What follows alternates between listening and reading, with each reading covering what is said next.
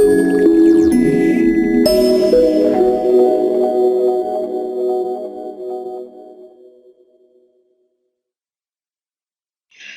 and welcome to the second webinar in our Conceive Baby webinar series for 2017.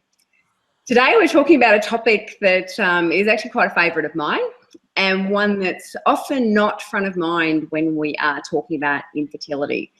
But new research is showing that it really should be, and today we're going to discuss just why. So for those of you who don't know me, my name's Tasha Jennings.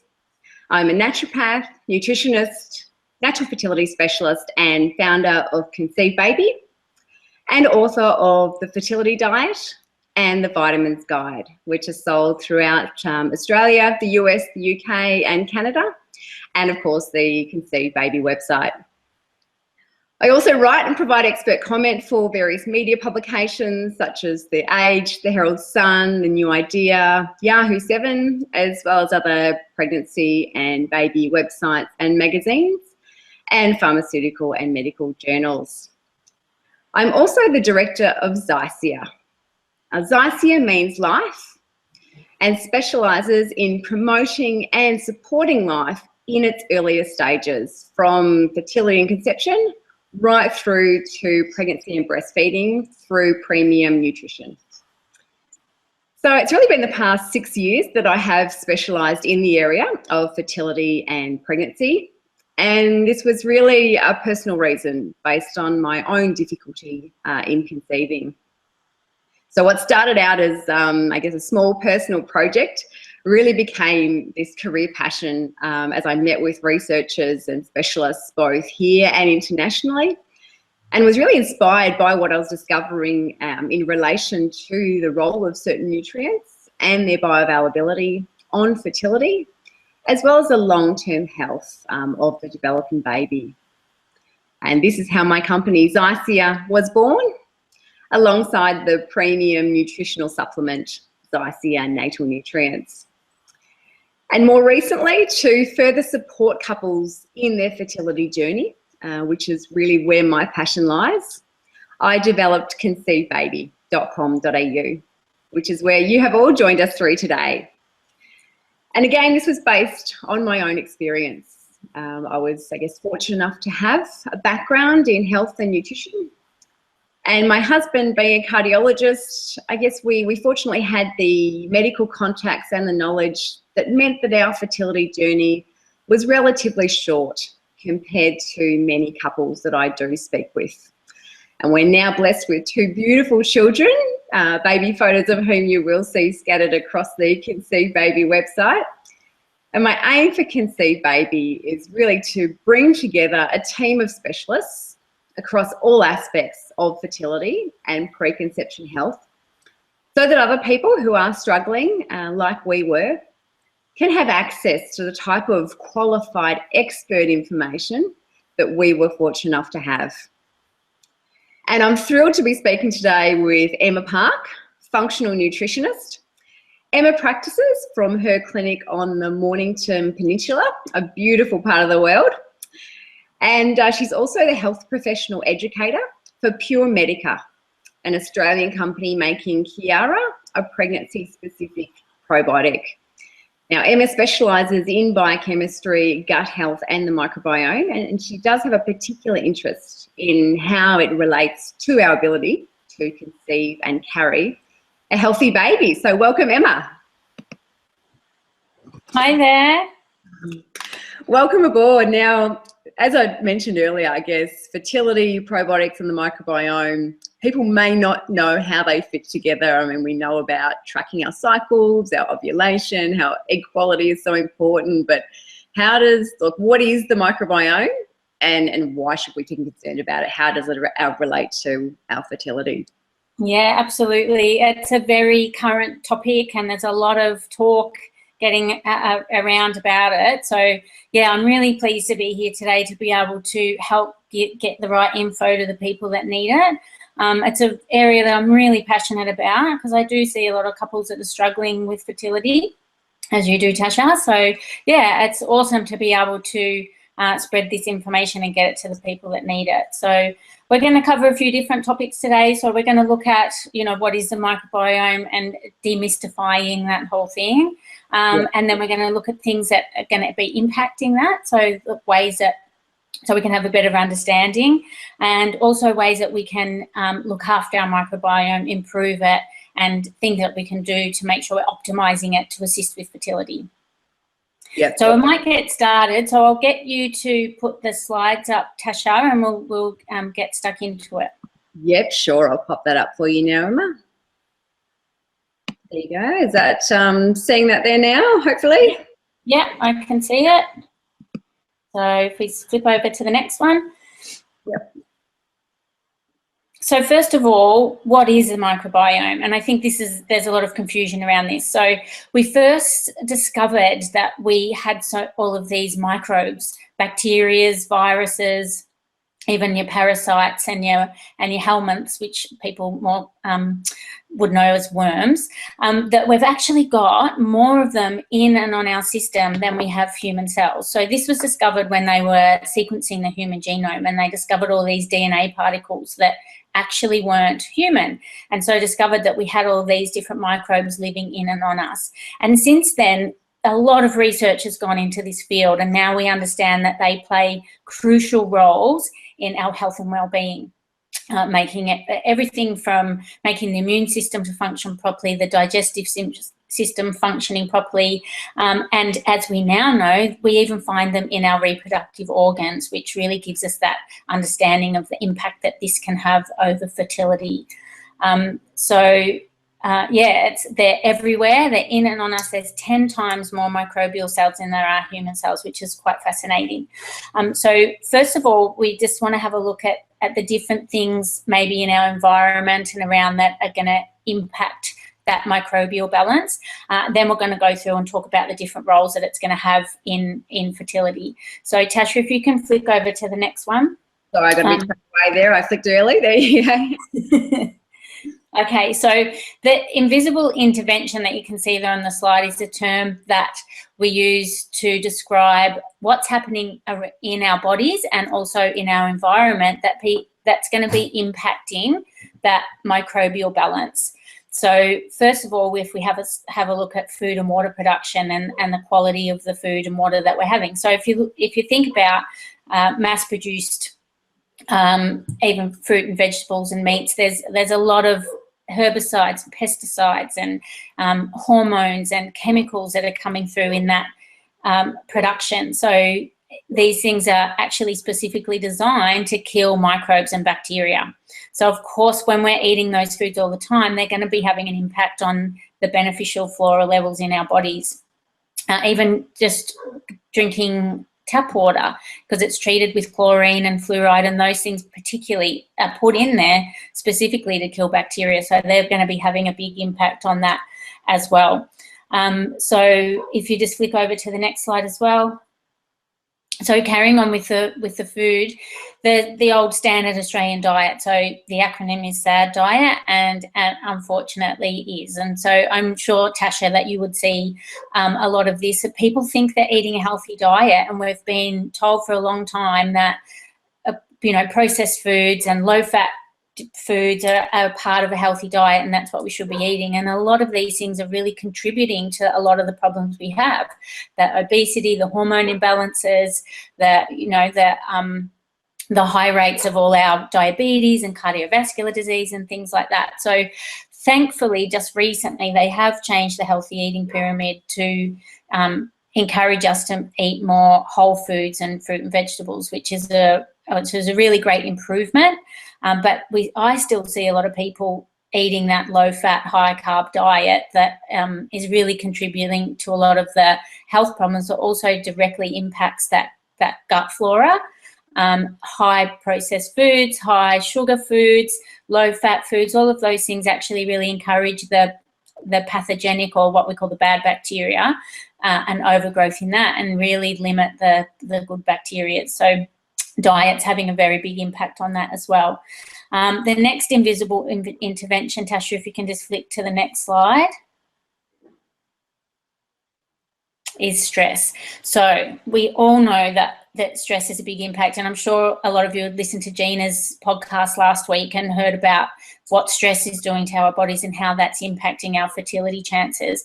But when we're looking particularly at the gut microbiome and the flora that's in the gut, and I actually probably forgot to say before when we were talking about that, the microbes that are in and on us, that the greatest concentration of the microbes are in the gut. And that's why I'm going to keep talking about gut as well, because that's where we have the most impact from our lifestyle and also, you know, diet and stress and these things we're talking about. So stress not only directly impacts the gut microbiota, which is what the bacteria are called, like direct impacts on actually encouraging the growth of the pathogenic bacteria.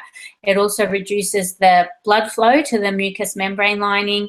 It impacts what you can see there on the slide called visceral sensitivity. That means the sensitivity of the lining of the gut. So it can increase things like food intolerances and you know, poor digestive function.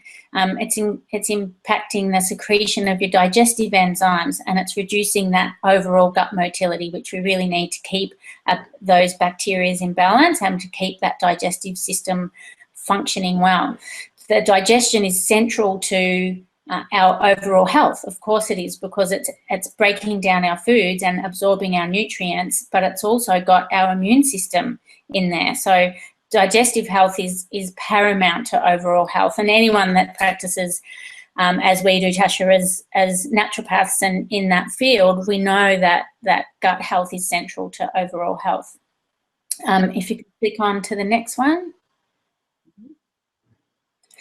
So the other big thing that's impacting our gut flora, and this is happening to all of us all through our lives, and you know, preconception particularly is something that we need to start considering. This is medications, and potentially the overuse of medications. Like antibiotics is a big one. I'm going to talk a bit more about them as well, but NSAIDs, which is your non-steroidal anti-inflammatory, so your Nurophens and your aspirin and things like that are very commonly used from, you know, we give them to our kids, and so we've all had them growing up as adults. So these have direct impacts on that flora balance. The pill, so anyone that's been on the pill has also had this impact onto the gut flora. Very commonly used drugs like protein pump inhibitors and cortisones and things like that, and steroid drugs have direct impacts again on the flora as well. So yeah, one of the things that we can do is obviously try and minimise that, especially coming into preconception as well. So if you can flick over, Tasha, to the next one. So antibiotics need to have their own slide because they have such a big impact on our flora. So when we first discovered antibiotics, they were a godsend because they were, you know, they were killing all these infections that were making people really unwell and killing people. So they were seen as this fantastic new medicine that was going to solve all of our problems. But what we didn't look at back then was that they actually kill all of our good bacteria as well. And we weren't really up on the fact that those good flora had such important roles in our body. So if you can imagine your gut as a rainforest, like you see on the screen. So there's all the different species, and it's lush and it's full of life, and they're all working together and helping each other out the way it does in a rainforest environment. And then if you to have just one course of antibiotics in your lifetime, Tasha, if you can flick over to the next slide, this gives you a good visual of what's going on in your gut. So, and this is seriously what happens. So it's taking away all of the bacteria, and those little sticks and stems that are there are the good flora just trying to hang on. So and it can take up to 2 years to restore your flora. That's the good flora in your gut, and sometimes some of those species never come back. So if you think of how many times you've had antibiotics over your life, you might be have a really reduced number of those beneficial flora in your gut. So it's really important that we have to try and avoid the antibiotics if we can, because definitely there's a lot of times that they're prescribed when they're not necessarily needed. Obviously, you're going to have to take them at certain times, but it's really, really important to rebuild that gut flora after a course of antibiotics. So I'm going to talk to you about that at the end, about how we go about that.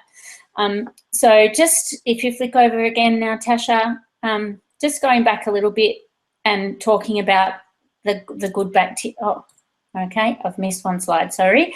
I forgot about this one. So, okay, so what's actually happening here? So this might look like a bit of a confusing slide, but what I'm going to talk about is what can happen with all of those things that we've discussed. So what stress is happening, what stress is doing, toxins, when there's undigested food, the drugs we talked about, pathogens is the imbalance of the good and bad bacteria, and then when your organs gets involved, like, you know, you're not detoxing properly, things like that. So that's causing inflammation inside the gut. So that picture there is showing where it says GI inflammation, that's actually happening inside the tube that is your digestive system.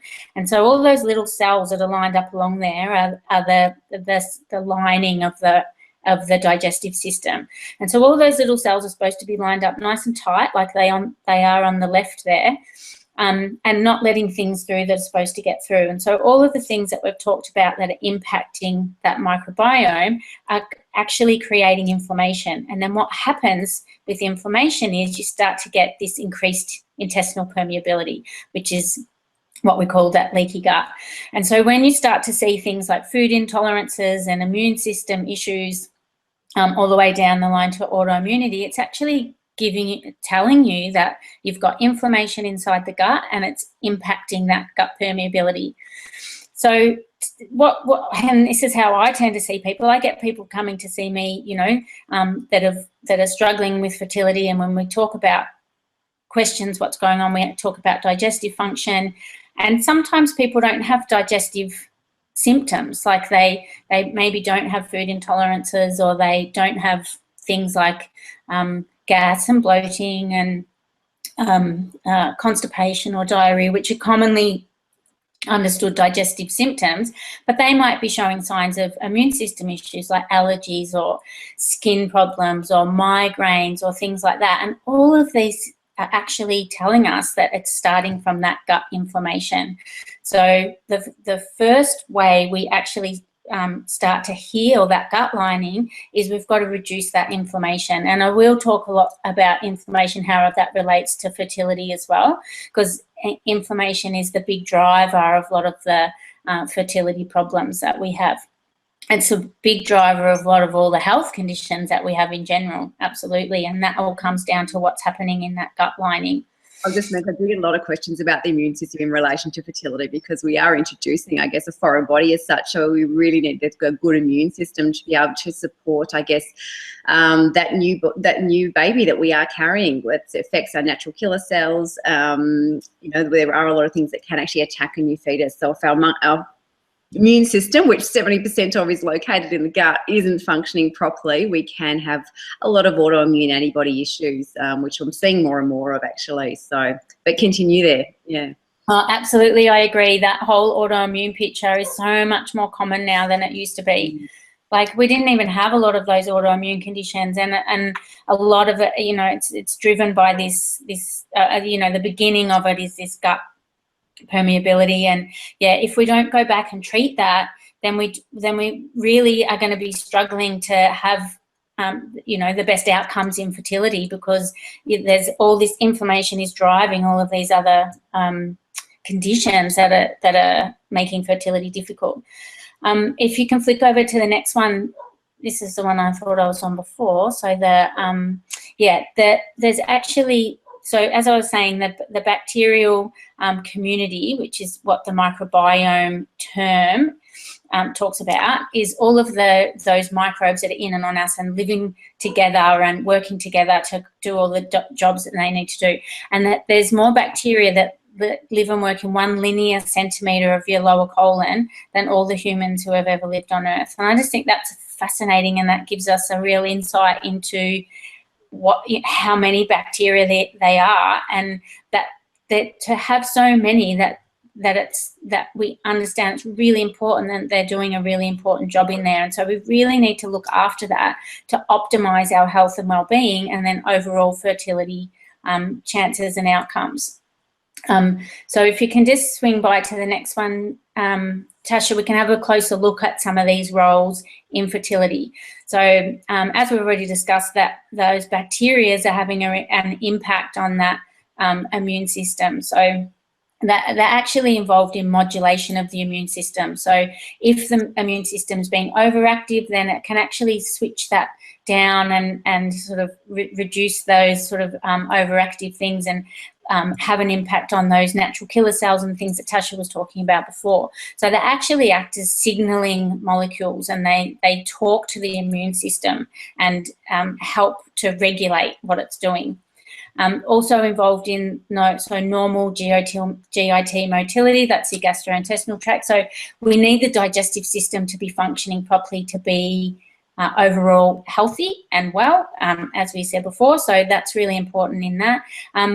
A lot of our vitamins and nutrients are actually improved or synthesized by our bacteria. So when some of our food particles get into our small intestine and our bowel particularly, the bacteria are actually responsible for synthesizing these nutrients like B12, B9, vitamin K is another really important one. So if we're having a lack of these bacteria, that's also going to be contributing to nutrient deficiencies. And obviously when there's nutrient deficiencies, then that's going to affect our fertility chances. Another important role is metabolizing toxins, so actually breaking down the toxins for the liver and the elimination processes to be able to get hold of those toxins and get them out of the body. The direct pathogenic effects have a really important role in fertility, because this is actually where they're controlling the pathogenic bacteria. So if you think of pathogenic bacteria in fertility, if you look at Candida, bacterial vaginosis, some of the staph infections, and some of the things that are getting into like the seminal bacterial balance and the endometrial microflora. So it's really important that we've got the good bacteria coming in to actually reduce those pathogenic, which means an infective agent, so an infective bacteria. So by having a lot of the good bacteria, we're actually going to reduce our chances of having an infection, and that's going to have a direct impact on our being able to have optimizing your fertility. Weight metabolism is also controlled by bacteria, which is a really fascinating topic. In research they've had bred germ-free mice, so that'll be a mouse that's got no bacteria in its gut, and so they've had a germ-free mouse, and they've actually transferred the microbiome into the germ-free mouse of an obese mouse, and feeding it the same amount of food, it's actually turned obese, and then they've done the same thing and transferred it back again, and it's actually gone back to a normal body composition. So that's really interesting. It's a new area of research, and they're just looking into the different kinds of bacteria that can really relate to that metabolism. And we know when we're overweight or carrying excess weight, that can also increase or affect our fertility. Mood management, so that's another area that the bacteria have a direct impact on. So we know that most of our serotonin receptors are in the gut, so 70 to 80% of our serotonin receptors. So again, if we've got that imbalance of flora in the gut, that's going to impact our moods. Blood glucose regulation, so that's also really important for fertility. So we know that insulin resistance and PCOS can really impact us there. And then also looking at reducing inflammation. So a lot of our fertility complications, endometriosis, PCOS, as we said, fibroids, thyroid issues, autoimmune issues, as we discussed before, even hormone production, and then we're even coming right down to that endometrium receptivity, they're all impacted by inflammation. So if we do have that imbalance in our microbiome, then all of these things are going to be impacting our fertility chances. Tasha, if we can flick over. Yep, there you go. So originally we thought we had to have all these good bacteria and none of the bad guys, and you probably all recognise Candida as one of the bad guys. So the thing is, we all have Candida in our systems. We all have some E. coli and things like that, but it is definitely about balance. We used to think we had to just kill all the bad guys and take a heap of probiotics and, you know, that would fix things, but that's not really the case. We need to have a good balance, and they've all got a role to play, but it's about having more of the beneficial guys doing the good jobs, and then the small amounts of the other guys that we traditionally call the bad guys, and not letting them get an overgrowth. So, you know, Candida is a really common one that people are really familiar with, and we know the signs and symptoms of having a Candida overgrowth. You know, your thrush, your white coating on your tongue, fungal infections, this kind of thing. But it's just about getting that good bacteria back in and just improving that balance there. Okay, Tasha, we're ready for the next one. Okay, so I just wanted to just go through this how do we establish our microbiome, so that if you can, because our actually microbiome begins in utero. So our microbiome as an adult was being established when we were in utero. So we used to think that the placenta was sterile and that the uterus was sterile, and all of the reproductive organs were sterile. But only in the last couple of years we've actually had a better understanding that the microbiome is starting to be established when the baby's in mum's tummy already. So the next stage is actually through the vaginal delivery or the seeding process. So probably listeners will be familiar with this, that when there's a C-section, there's a reduced seeding. So it's the baby's not going through the vaginal canal, so they're not actually getting the microbes into their system at that stage. What we've actually learnt now through the research is it's not necessarily missing out on the vaginal delivery and the seeding process. It's actually more to do with the antibiotics that the mums are given at birth when they're having a C-section. So every single mum that has a C-section is going to be given antibiotics. And this is, I find, quite often they don't even know they've had them. Have you seen this, Tasha? Like that? Yes. Yeah, just I guess as a preventative measure. Yeah, it's definitely a preventative measure, but people are often unaware that they've even had the antibiotics when there's been a C-section, particularly if it's a emergency Caesar, you know, like they don't know what's happened. So they've actually not even aware that they're needing to sort of look after their microbiome and repair it after the birth process. So, and then not aware of that they should be doing this. Even if they are aware of having antibiotics, I don't think people are aware of the significant impact, as that slide showed, which is great, the significant impact on our gut health that the antibiotics do have. Yeah, I know, absolutely. It's really interesting, isn't it?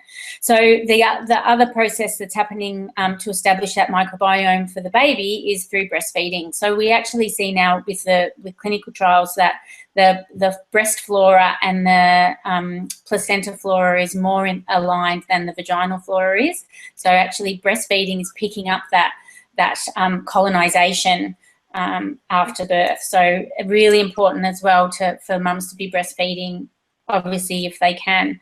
And this is where, you know, prebiotics and probiotics come in, so that we're actually really boosting up those flora levels. So I would always recommend somebody take a probiotic supplement, a specific one. I'm going to talk about this in a little minute as well, that to boost up the flora in the breast milk, so that if there has been antibiotics, then, you know, the baby's not going to miss out, and they're going to be able to rebuild their flora after that. If you could just flick over to the next one. So this is really important as well. So, you know, you've probably all heard of that, the hygiene hypothesis. That's one of the reasons that we've got sort of disrupted immune systems and an increase in the autoimmune conditions, is that we didn't let our kids play in the dirt. You know, there's that generation of sterilising everything and, you know, not letting them get dirty because we were worried about germs. And that has a big impact on not letting their microbiome become established. So this is a good way to help the kids. And so the kids their microbiome's established by the time they're 3 years old. So their adult microbiome is established by 3. So it's a really crucial time to make sure that you're looking after the baby's diet and environment, and making sure there's a probiotic and lots of prebiotics to really sort of build that microbiome by the time they're 3. Another good way, if you could flick over to the next slide, Tasha, is having a pet. So this will probably gross a lot of people out, this picture, but it's true, you know, like this is something that they've proved clinically that, you know, this is increasing the beneficial bacterial balance in a baby's microbiome. So, okay, so if we flick over to the next one, so now we're back to talking about mum. So when we're wanting to optimise fertility chances, when we want to make sure we're rebuilding and maintaining a healthy microbiome, so this is coming up to preconception, and if you're going into fertility and having to go through IVF and these kind of things, and this is when we really want to focus on making sure we've rebuilt this microbiome and maintaining it at a really optimal level. So flicking over to the next slide, Tasha, this is where pre and probiotics come in. And I find too there's a lot of confusion around what is a prebiotic and what is a probiotic. So I love this picture because it really helps explain it really simplistically. So the probiotics are the live bacteria, and the prebiotic is the things that feed those live bacteria. So the live bacteria you get from obviously from supplements, and also from your probiotic foods, which is fermented foods that everyone's familiar with. Yogurt, you know, your lactobacilli in yogurts and things like that, and then there's all your fermented foods as well. I do have a handout about this, and Tasha and I were discussing ways that we can get this handout out to people, so we keep an eye out, and we're going to do something in a newsletter or something coming up, because it's really important to be able to having both of these things in your diet. When we talk about supplemental probiotics, so they're definitely beneficial, and I would put everybody that was looking to get pregnant, preconception, fertility, anyone that is pregnant would take a probiotic supplement, because we can't avoid the things, as we looked at before, all of the things that are impacting our gut flora. We can't avoid these things. They're in the environment. You know, you can't avoid stress because it's part of our daily life. Sometimes you have to take medications. You know, you're not always going to be eating purely organic and spray-free and foods, and you can't always avoid tap water. So it's something that's, you know, we all need to make sure we're optimizing. So a probiotic supplement, it's essential to get the right one. So if you can flick over to the next slide, Tasha, this helps explain it a little more. So in Australia, the TGA only requires supplements to be labelled with the genus and species. So Lactobacillus is one that probably people have heard of. So Plantarum is the species, but it's actually all about the strain, and that's the little number that's on the end of it. And most products don't even contain that strain. So there's maybe 1,000 different Lactobacillus plantarums, but it's only this one, let's say, that's actually had the clinical trials done on it. And the other thing is that this strain of probiotic is only effective at certain roles in the body. So there's different species and strains that do different jobs in the body. So really what you want to be doing is getting something that's specific to your needs. So when you're wanting to boost flora, or you know, say you're breastfeeding, then you want to get the breastfeeding strain. If you're got diarrhea and you want to fix that, or you've had antibiotics and you want to rebuild that, then you want to get the strains that are clinically trialed to be effective in that role in the body. So this is usually where getting advice comes in. So it's really hard to get this information without getting the advice of a health professional in this stage. I would say that, Tasha, like anything I see on the internet, you know, blogs and stuff like that, it gets very confusing in this kind of area. So I think the best idea is to speak to a professional. Even most health food shops will have a naturopath on the floor that can help you with this kind of information. Absolutely. It's so important. I think there are so many products out there and people get confused by probiotics, and there is a great deal of difference. I totally agree with you. And same with vitamins and minerals in my field. There's a great difference in, you know, what the strains are, whether they're actually being effective. I mean, that's what my vitamins guide was all about. Don't look at the front of the packet and what pretty things they have on the front. Actually look at the back, find out what is in there, whether it's going to be effective for what you have and whether it's going to reach your bloodstream and do what you want it to do. And it's the same with knowing that strain, which you do need to speak to health professional to understand. Yeah, absolutely. There's been a couple of trials done where they've looked at, say, 10 different probiotics. I think the ones I read were the over-the-counter ones, so they're not as stringent with their production and quality and that kind of thing. And none of them out of the 10 that they tested had live viable bacteria to the level that they claim to have on the bottle. So again, it's the same as any of your nutrients and things like that. You want to be looking at practitioner brands, and you particularly want to be making sure that the strain is identified on the bottle. That's a good way to tell. That's the first thing you look for. All right, so we're coming to the section of, okay, what do we do about this now? How do we look at our diet and our lifestyle to contribute to a healthy microbiome? So as I said, probiotic supplements are a great thing to take, and I would definitely recommend them for everybody, but they don't colonize. So it's not, so previously we thought, oh, we can take a bottle of probiotics and then, you know, we've recolonized our gut, but it actually doesn't work like that. So probiotics are beneficial to take because they do things like reducing inflammation, they make a more beneficial pH level, they can encourage your bacteria to grow, those kind of things. So they just create a nice environment in the gut, but they actually don't colonize. So and neither do probiotic foods, but by taking probiotic foods regularly, then we actually do all of those things in a food-based form rather than a supplement form, which I think is probably easier to maintain, it's less expensive, and I think anything that's in a food form is going to be better for the body because the body recognises it as a food rather than a supplement. But believe it or not, what's more important is actually prebiotic foods. So if you think back to the slide where we had the desert and the little sticks poking out, they're your indigenous flora, those little sticks, and you've really got to nourish them for them to grow back to how you want them to be fully functioning. So what is required to do that is the prebiotic foods, the ones that feed your actual indigenous flora. So you might have heard of the fructo-oligosaccharides and the oligo-oligosaccharides. I think that's what GOS stands for, and resistant starch. So overall, we want to have a really whole food diet. So lots of fruit and vegetables in their whole form, and that's generally going to cover it. If you've really had if your microbiome's really messed up and you've had lots of antibiotics in the past, or you've had a really stressful time coming up into, you know, conceiving and that kind of thing, then you might need to be a bit more specific about the prebiotics that you're including in your diet. And this is where that handout will come in handy for you.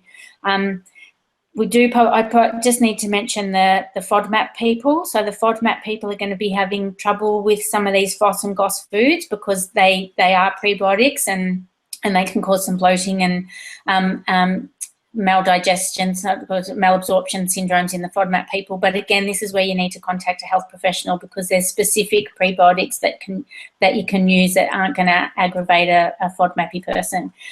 So yeah, like I said, whole plant food. So the general rule of thumb is we want to go for 40 serves of plant foods a week. So write it down. That's a really good way to do it. So you want to be, and whole plant foods, we're talking about fruits and vegetables, nuts and seeds and legumes if you can digest them okay. And I would only use gluten-free grains because gluten is something that's going to contribute to inflammation. And then the other thing is the polyphenol-rich foods, which is all your colourful stuff. So general guidelines, they're the kind of foods that you want to be eating, which is what we're talking about when we're eating a healthy whole food diet anyway. And I know that Tasha's book, the fertility diet, would have all of this stuff in it as well. So that's good news. So foods is great. I think it's also, I love it, always say colourful foods and also know the history of your foods. I mean, if you grow it in the backyard, then great.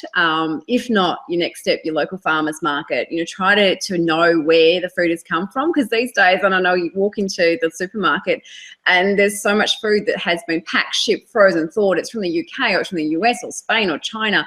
It's actually gone on a long journey before it's actually reached our shelves. So if you can know as much about the history as possible, then you're really magnifying the nutrients and the prebiotics in that food, which is hard to do these days. But your food history.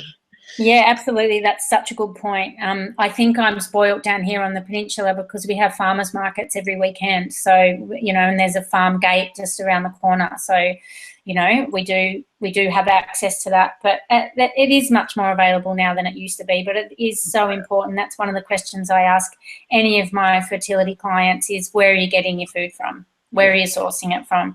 If it's just from the supermarket, then we need to make a change there because you just don't have a clue where it's coming from. Yep. Okay, we're over to the last one now. So it's not just diet that's going to impact the microbiome, as we've looked at. There's different lifestyle changes that you need to make. So obviously stress is a big one. So it might be easy for me to say stress less, but if you watched Gina's podcast last week, you'll get some hints and tips about ways to manage it. But it's definitely something that needs to be taken into account. Absolutely needs to be taken into account. Sleeping is really, really important as well. So we all know the requirements that the body needs to have those hours of sleep, what it's doing in those hours of sleep, and it's really essential to get that, because if you're not sleeping well, then that's also contributing to stress again. So don't over-medicate. Like, make choices about antibiotics. Like, I, as a mum myself, like, my kids have been prescribed antibiotics when they just don't need them. And I've questioned and, you know, and said, really, what's going to happen if I don't give them? And you know, sometimes you're like, oh. But when they're just giving them for prophylaxis, which is prevention, you do have choices. And I think that sometimes we don't trust ourselves enough. Like, I think, you know, the signs that when your child's you know, run down by infection, that it could be dangerous and you might need antibiotics. Or, you know, like, I had a client the other day that her daughter fell over and put her tooth through her lip, and she rang me and she said, oh, the doctor's told me I have to give her antibiotics and I don't want to. And I said, I don't think you need to. You know, you can see the signs of infection and you can use common sense in that area as well. And there's lots of, if you're, you know, having to take pain management and things like that, there's lots of natural things that you can try that don't have these impacts onto our microbiome. Avoiding the environmental toxins, as we discussed. So it's not just about food production and quality and knowing where your food comes from, but environmental toxins like house cleaners and shampoos and conditioners and cosmetics, and all of those things are having an impact onto our microbiome. There's so many chemicals in our world now that we didn't used to have, that having those impacts. So reducing them wherever you can, and eating the pre and probiotic diet. And then if you're going to take a supplement, make sure you're taking the right probiotic supplement as well, because it's really, really important.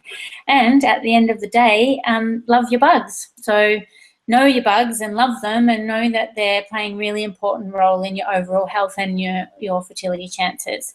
So that's the last slide, Tasha. So Excellent. have you got anything you wanted to add to that? Look, I think, I think you've covered here. It really comes back to how important our gut health and that microbiome is in not only our overall health, but specifically for fertility. It affects, as you mentioned, B12 and B9, which is actually folate, which I think everyone will understand if you're even trying to fall pregnant, how important folate is. And that folate is very different to folic acid, which people pump us through. That's a synthetic form, which a lot of us can't metabolize. Getting our folate from our B9 in our food is the way we are meant to get it. So really important to look at it for nutrient absorption and the inflammation that you spoke about. And as I mentioned before, I'm getting a lot of questions around autoimmune antibodies, natural killer cells, particularly in relation to ability for pregnant and miscarriage. A lot relating to the immune system. So all stemming from the gut. Our immune system stems from the gut. Our inflammation stems from the gut. So I love the way you've summarised it so completely, and just wanted to reiterate how important it is in the fertility journey that we're very much not aware of, I think. Yeah, absolutely. I agree. It's a really crucial part of it, is getting that inflammation and immune system working well. Yeah, and as Emma mentioned, we're going to, Emma has a great handout talking about prebiotic and probiotic foods. As both of us, I mean, obviously recommend supplements. I have a supplement as well. They never replace the healthy diet. Diet is paramount to a healthy functioning fertility health, and also just for overall general health as well. But in saying that, we live in a fast-paced society, and we're also, during the fertility phase, we're not just supporting our own health, we're trying to grow a new life. So getting the right supplementation and the right support can be a great benefit of that time, because we're not just looking at it after ourselves, we're trying to really improve our health beyond that so that we can nurture a new life, and we want that life to be as healthy, viable and thriving as possible. So a really good diet combined with supplementation recommended by a trusted healthcare professional is a really good way to go to get the best outcome for your fertility health. So is there anything else you wanted to add there? I wanted to thank you for taking time out of your busy schedule to be with us today. Yeah, no worries. Thanks for giving me the opportunity to share that information, because as I said at the start, I am really passionate about getting this stuff out there, because it just makes such a big difference to not only the fertility chances, but then to the baby that's going to be born. And like you say, to having a healthy and vibrant and vital baby and mum, and that experience for both of them. And then that's going to then lead into the health of that baby for their lifetime as well. So I think that's really important. It affects the long-term health of the baby, and I know, and I'm not sure everyone watching who is struggling with fertility issues would understand how you just want to get pregnant, and I was really in that phase. But it's also not just about getting pregnant. You want a really healthy egg, a really healthy environment in which that baby is growing, thriving and developing, so that you can produce your healthiest child. And the long-term benefits of a good gut health in the mother has been shown to affect not only obviously your chances of conceiving, but also the health of that baby, not just until he's 2 or 3, or their long-term health in relation to their immune system can be affected. So getting it right from the really beginning is the best way to go. So thanks very much, Emma, for being with us today, and thanks everyone for tuning in. We also have coming up one on endometriosis I'll be speaking about, which is another really hot topic, and also talking about the new technology as our next webinar as well with one of our gynecologists. We'll be talking about the new technologies in relation to gene testing. So stay tuned, and if you haven't already signed up, jump on the Conceive Baby website and sign up to our webinar series, and we'll see you all soon.